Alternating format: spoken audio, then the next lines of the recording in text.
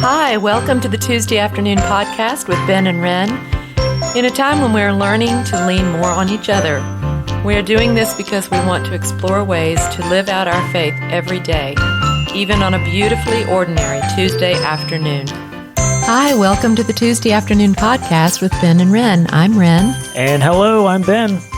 We're really happy that you're here with us on this week of Christmas. Yes. There's a lot going on, and we hope that this will give you a little respite from the busyness that you might be having at the moment, or be a good background noise if you're wrapping presents. I bet there's going to be a lot of present wrapping going on this week. Yep. Yep. A lot of present wrapping. Christmas came a little early for us here in the Tuesday afternoon studio. We've got brand new microphones that we're talking on today. Yeah, they're really cool. Very professional. Look at us. Yeah, it's very cool. Well, thank you for getting those and helping us get all set up. And Jonah, we appreciate all that you've had to do to help us get to where we are and these new snazzy mics that we've got going. Everybody having a good week? Yeah. Oh, yeah, I'm here, by the way. This is Jonah. This is Jonah's introduction. Yeah. But, yeah. He's the wizard that makes us all come together. We let him move up to the grown-up table this week and That's right. actually talk. Yeah. But yeah, I've had a pretty good week. Started a new job this week, so that was exciting. What you going to be doing? I'm putting down like flooring and stuff, and I get to start demoing a house, which means I get to break walls and get paid for it, which is really exciting. Did you get like a big jackhammer? Not a jackhammer. Sledgehammer. Yeah. Yep. I always wanted one of those when I had teenagers and a nice wall to get to bust through. But anyway. Yes. So how's your week been going? It's been a good week. Like all weeks of 2020, time has been weird this week and just a little extra weird with some of the weather we've had and the way it's changed the schedule. But I will say my favorite thing about this week is it's just kind of been randomly flurrying and snowing off and on, and kind of reminds me of Ohio weather growing up, and it has helped me get in the mood for the season. So, yeah, it's been a good week. How about you, Wrenn? Yeah, I feel the same way. It feels like this week was really long, but I can't really put my finger on why. It's just in and out of work because of the weather, and it's Christmas, and it's just been kind of strange. But I also have enjoyed the snow. Yesterday, I was texting my mom, and it's kind of like, I feel like it was just one rebel cloud just came in for a few minutes yesterday afternoon, then just dumped all this snow. All of a sudden, it was so beautiful and unexpected. And then just like that, it was gone, and the sun came out. Yeah. So it's just been one of those, and I feel like it's kind of a good description for the week, too. Yeah, it was a little Charlie Brown snow cloud. Yes, it was. The little cloud that could. Yeah. Yeah, but it's been a good week. It's nice to have some time to sort of chill out a little bit and look forward to the week ahead. So we are still in season of Advent, very much in sort of a waiting mode, if you will, the anticipation of what's to come at Christmas. And just kind of wonder if you want to maybe talk about that a little bit today. Sure. There's one of the things I love about this season is there's so many different themes that you can think about and reflect on. And today I've really been contemplating the way the Christmas story teaches us that God comes to us in a very unexpected way through unexpected things. I've been thinking about that story in Luke 2 where it's to the shepherds out in the field that the angels appear to and tell them about the birth of Jesus.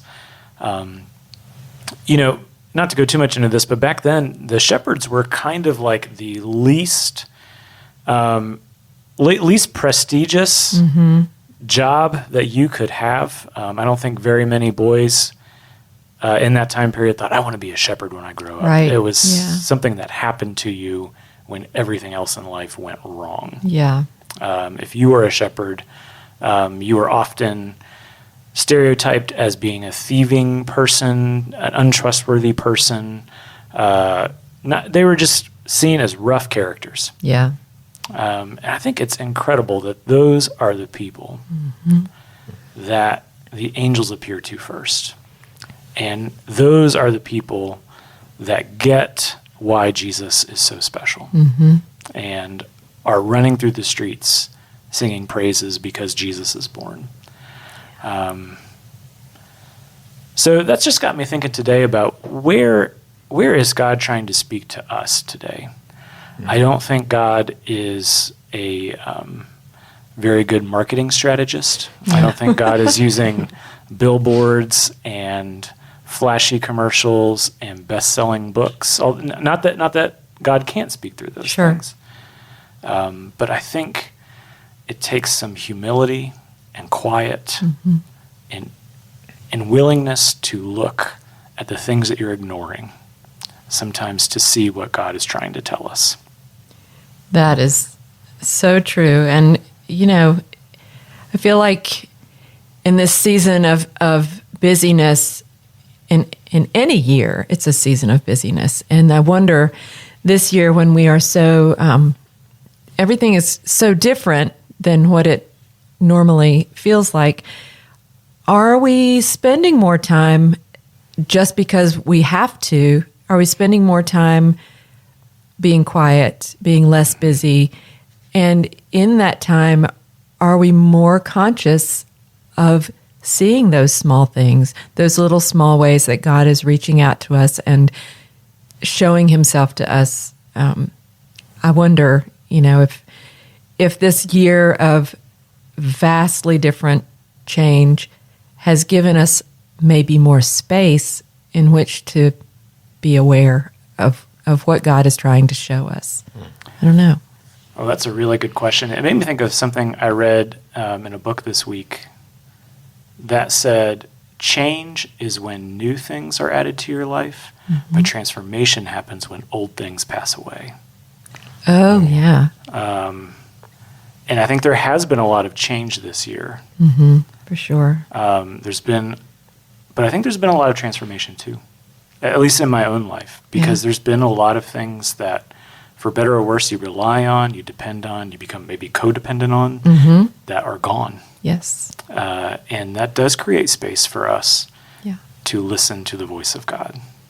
I think even if you just look at it from an environmental standpoint, look at how many ways the earth has recovered, if you will, in so many ways, because there's less traffic on the road and the air quality is better. And there's stories like that from all around the world, different animals in nature that have been rediscovered that were once thought to be completely extinct. I've seen a couple stories like that. I'm just like, and maybe part of that is because we've spent more time having the time to look for those things. Or, I don't know, I feel like we are overall maybe starting to appreciate our planet a little more after all of this. I mean, goodness, I would hope so. I hope so too. I don't know what It's to say time. other than that. If you're not on that train yet, it's time to hop on. Absolutely. Yeah. So that, more people are gardening, more people are cooking at home, more people are paying attention to the folks that they live with and love. So there are a lot of good things happening, transformations, like you said, that are going to be life-changing for us in a positive way as we go forward, along with the things that we see as having been really difficult. So maybe the trick is to look at the positive things that are transforming us and sort of try to leave the other things, not forget them, because that's part of how we get to where we are, but maybe let the things that are transforming us lead us forward as we go into this new year and into the Christmas, the anticipation of God coming to us on Christmas, Sometimes I think God can lead us in letting those old things go too. Just thinking about a conversation we've been having in my family, we've kind of decided to really cut back on the amount of meat that we eat in the year ahead, which is something that Kyle and I have been talking about for a while anyway, but as a whole family, I think we want to we've been reading and talking about how meat production,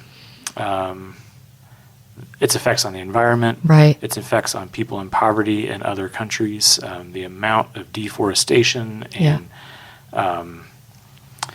negative side effects of our meat consumption here in the United States has on people all around the world. Not to mention that most people in the world, statistically, eat meat very little. Yes. And so I think we want to be in solidarity with those people and make better choices. And that in that way, it's more than just a food choice. It's a spiritual practice choice. And I think that was an unexpected thing. And I didn't expect to be having those conversations with my children. Yeah. And it's been pretty cool to see God work through that. So how have your children, what do they think? Well, so Samuel, my youngest son, he is a huge animal lover. So he's kind of been toying with that idea too, but he really loves some foods. And Margot, my daughter, just does not like food in general. She's happy to. She's not a foodie. She's a grazer. So I would say their biggest challenge is in different sources of protein. You know, adding yucky beans and things to meals. Right. But they're doing a good job, and I'm always so proud of our kids. They're willing to eat food from all different, cultures that we're able to make, and they are always willing to try something. So they're doing a great job. That's really cool. Yeah. That is really cool. I love that. And and that's just one more way that we can pay attention to taking care of what God's already given us. Yes. Being stewards of the gifts and the abundance. Yeah, love that. So I wonder, what are some ways that maybe we have seen God, maybe just in the last couple days or the last week or so? I'm thinking about that rogue snow cloud yesterday, for one thing.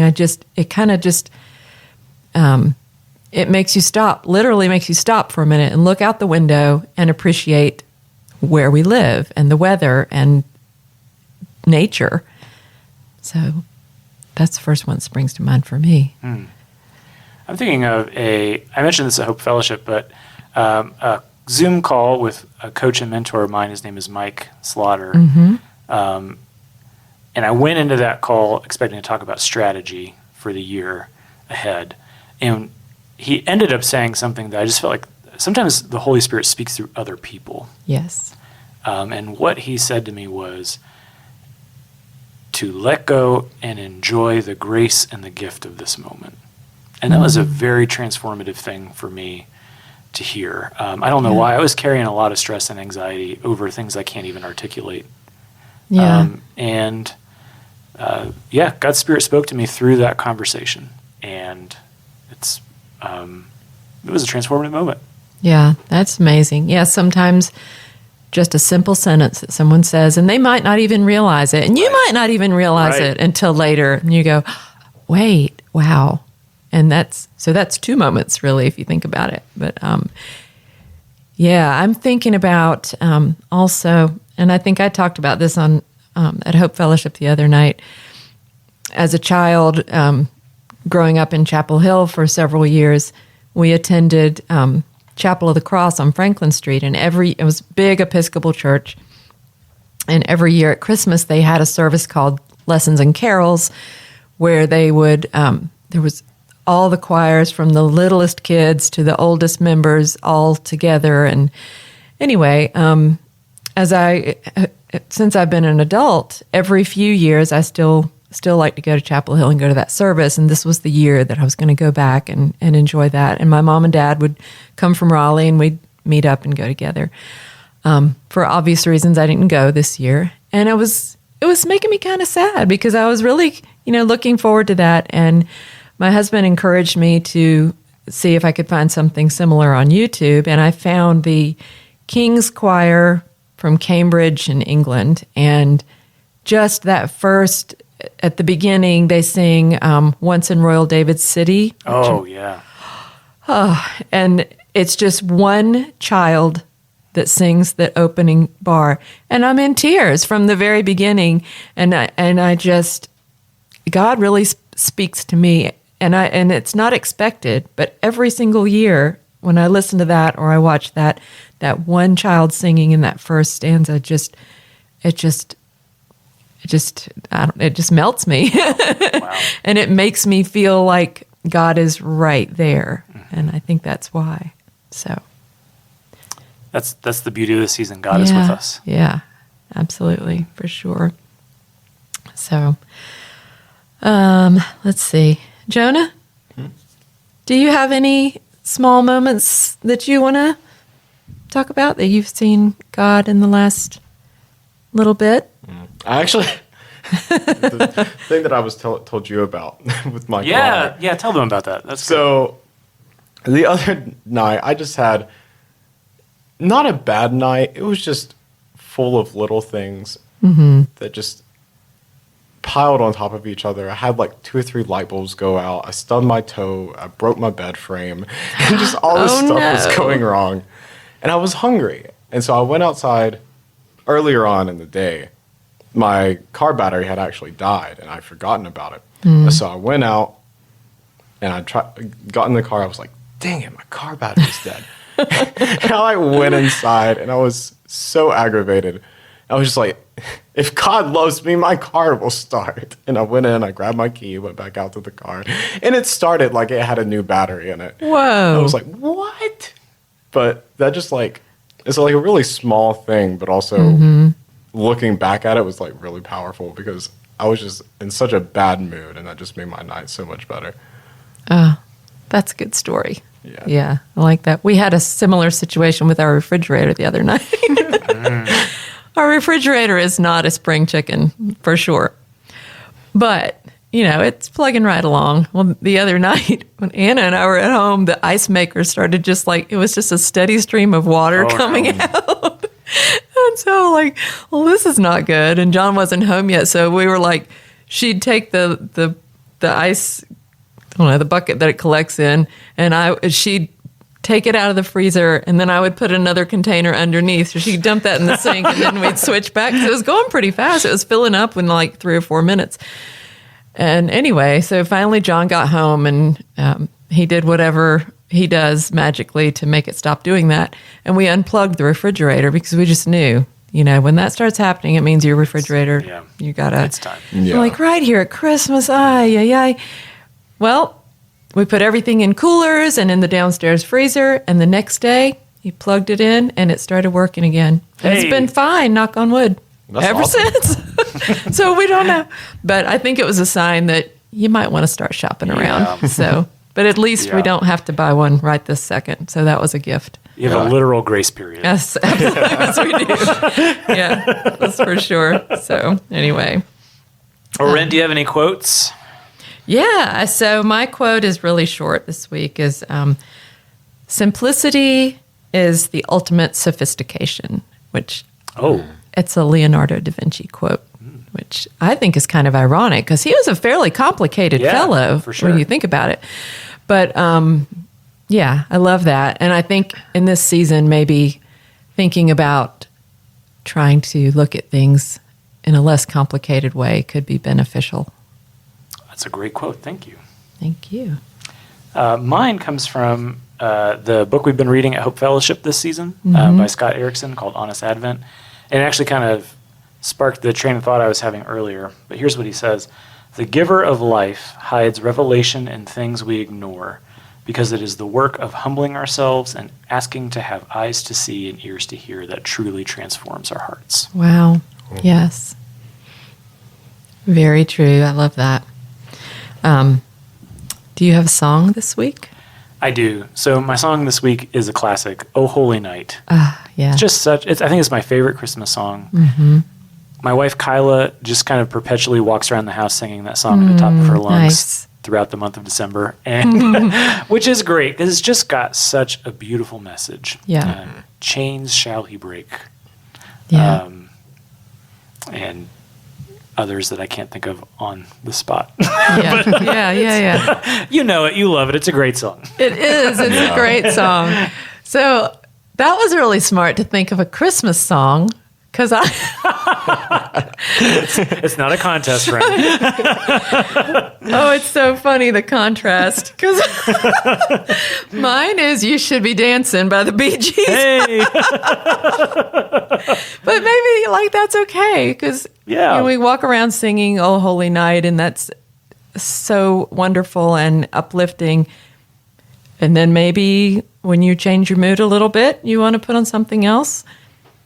Then Two different kinds of maybe happy. the Bee Gees is the way. That's right.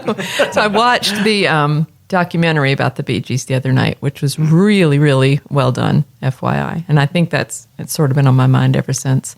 So, yeah. Very cool. Oh, me. Well, we were thinking about Christmas memories. Yes. From, our own childhood or our families that we have. And I'm wondering if you have one that you'd like to share. I think the one that's on my mind today, when we're recording this, tomorrow is my son Samuel's birthday. He turns 8 years old. Wow. And so he's born on December 19th. And I will never forget that entire Christmas season. There's something about waiting on the birth of a child in the middle of Advent season and all of the thoughts and feelings that go along with it. I just really felt like it allowed me to enter into the Christmas story in a unique way. That's so true. Yeah, and I just never will forget that first Christmas with little 3-year-old Margot and little infant Samuel. And I think we had some bad weather that year, so we were very snowed in. It was just one of those beautiful times that I just will carry with me the rest of my life. I remember that I wanted to meet this new little person, and I think Kyla had taken Margot to the library, and it might have been one of her first outings without Samuel, and you were upstairs working on probably school stuff, and come by. And I remember when I walked in and the two of you sitting there was this sunbeam coming through the window, just shining right down on that little guy. And I'll never forget that. That was just so cool. And he was a brand new boy. Yeah. That's a good story. Well, the memory that I'm thinking of is when our youngest daughter, Anna, she had just turned a year old in that November. And my mother-in-law was still with us at that time, and she loved Christmas. She had a big, huge family, 7 kids, and they had spouses, and there were grandchildren everywhere. And every year at Christmas, they would take the table and the chandelier out of their dining room so that they would have enough space for the giant Christmas tree and all the gifts and all the ornaments and the lights. And this particular year, the tree, after it was decorated and put up, the tree fell. And John's mom she was so distraught, and she had to go to her room. She just went to bed. And we were there to try to help put everything back together. And my husband put the tree back up, and my sister-in-law sat on the couch with a box of ornaments, and I was at the tree. And Anna, who had just learned to walk, would toddle over to Kathy and get an ornament, and then toddle slowly back over and hand it to me, and I would put it on the tree. And I just remember thinking what a peaceful time that was, and how, I don't know, it really stuck with me as this is what it's all about. It's just those simple little things, family doing things together, helping each other out. And that was a really special memory, a special memory that we have of John's mother, because she was incredible, and I'll just leave it to that. So that was a good memory. How about you, friend? Whenever I was like, I don't know, 5, 6, 7, me and my dad would just go out and cut down a Christmas tree. And we cut the tree like 2 times taller than the house was. And we like dragged it in, and he took his chainsaw inside to make it like the perfect height. I think about that every Christmas. It was just funny. Yeah. It's good when you have those really hilarious Christmas memories too. Like Yeah. we have a Christmas memory of a turkey that we didn't thaw in time that we put in the bathtub for a few hours, and it was determined that we were going to have Christmas dinner, and we ate it like 10 o'clock that night. But it was fine. Yeah. All those fun things. But well, we hope that the memories that you make this Christmas will be special for your family. We know that it's going to be, a little off center as compared to other years, but maybe that's an opportunity to make this year transformational. Yes. As we move forward. And we pray that you will anticipate the coming of God and into your life, and that you will have funny memories and little things that you remember, and enjoy this time. May you experience the miracle of God with you this Christmas. See you all next week.